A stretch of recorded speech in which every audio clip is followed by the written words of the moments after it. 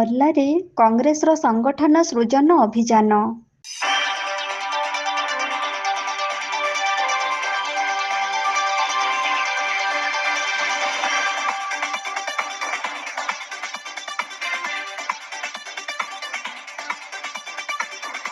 କଳାହାଣ୍ଡି ଜିଲ୍ଲାର ନର୍ଲାରେ କଂଗ୍ରେସର ସଂଗଠନ ସୃଜନ ଅଭିଯାନ କାର୍ଯ୍ୟକ୍ରମ ହୋଇଯାଇଛି। ଏହି କାର୍ଯ୍ୟକ୍ରମରେ କଂଗ୍ରେସ ପ୍ରଭାରୀ ଶେଖ୍ ମୁସ୍ତାକ ମହମ୍ମଦ ଯୋଗ ଦେଇଥିଲେ। କିଛି ବର୍ଷ ହେଲା ଓଡ଼ିଶାରେ ତଥା ଦେଶର ବିଭିନ୍ନ ସ୍ଥାନରେ କଂଗ୍ରେସର ପରିସ୍ଥିତି ଦୁର୍ବଳ ରହିଛି। ସେହି ଅନୁସାରେ ତାର ଭୋଟ ପ୍ରତିଶତ ମଧ୍ୟ କମିଯାଉଛି।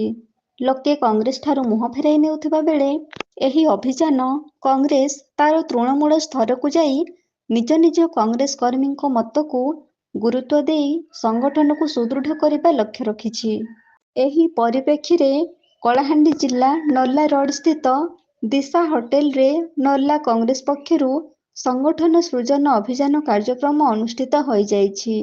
ଦିଲ୍ଲୀରୁ ଆସିଥିବା କଂଗ୍ରେସ ପ୍ରଭାରୀ ଶେଖ୍ ମୁସ୍ତାକ ମହମ୍ମଦ ପ୍ରଥମେ ସାମ୍ବାଦିକ ସମ୍ମିଳନୀ କରି କାର୍ଯ୍ୟକ୍ରମର ମୁଖ୍ୟ ଉଦ୍ଦେଶ୍ୟ ବିଷୟରେ ସମସ୍ତଙ୍କୁ ଅବଗତ କରାଇଥିଲେ।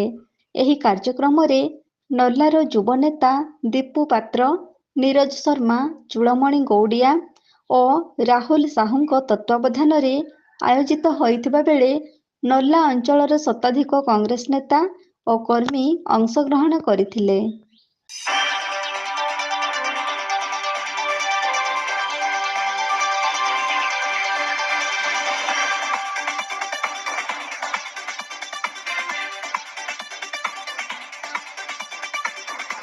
କଳାହାଣ୍ଡି ନର୍ଲାରୁ ବିମ୍ବାଧର ବୁଧିଆଙ୍କ ରିପୋର୍ଟ, এবି ନ୍ୟୁଜ।